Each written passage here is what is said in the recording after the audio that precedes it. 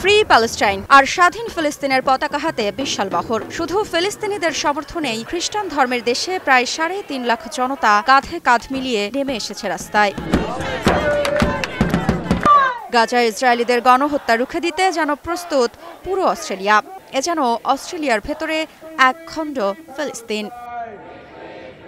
গত ২৪ আগস্ট রবিবার অস্ট্রেলিয়ার বিভিন্ন শহরে গাজা ইসরায়েলের যুদ্ধের বিরুদ্ধে ও ফিলিস্তিন রাষ্ট্রকে সমর্থন জানিয়ে বিক্ষোভ করেছেন লাখো অস্ট্রেলিয়ান। আয়োজক সংগঠন প্যালেস্টাইন অ্যাকশন গ্রুপের দাবি, দেশজুড়ে প্রায় ৩,৫০,০০০ মানুষ এই সমাবেশে অংশ নেন।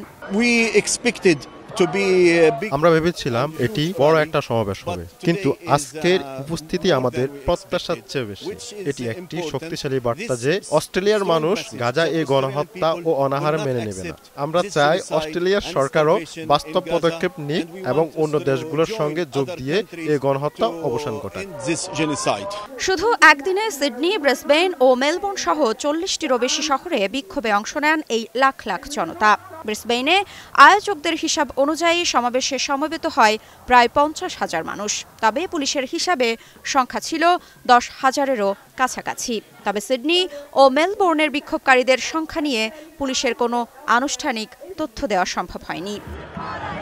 এদিকে সিডনির আয়োজক জশ লিস বলেন, গাজায় গণহত্যা বন্ধ করতে এবং আমাদের সরকারকে ইসরায়েলের বিরুদ্ধে নিষেধাজ্ঞা দিতে বাধ্য করতে অস্ট্রেলিয়ানরা রাস্তায় নেমেছেন। এ সময় সমাবেশে অংশগ্রহণকারীরা হাতে ফিলিস্তিনের পতাকা নিয়ে স্লোগান দেন, ফ্রি ফ্রি প্যালেস্টাইন।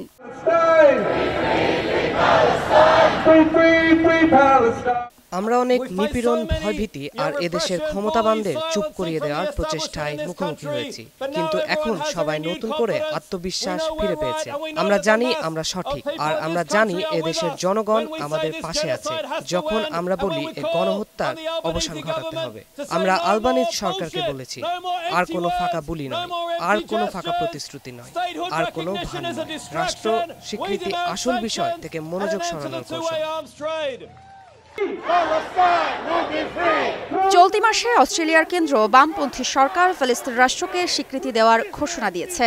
এরপর থেকে ইসরায়েলি প্রধানমন্ত্রী বেনিয়ামিন নেতানিয়াহু অস্ট্রেলিয়ার প্রধানমন্ত্রী অ্যান্থনি আলবানিজের বিরুদ্ধে ব্যক্তিগত আক্রমণ আরও তীব্র করেন। ঋত্বিকা সিনহা বিশ্বাস, নিউজ 24।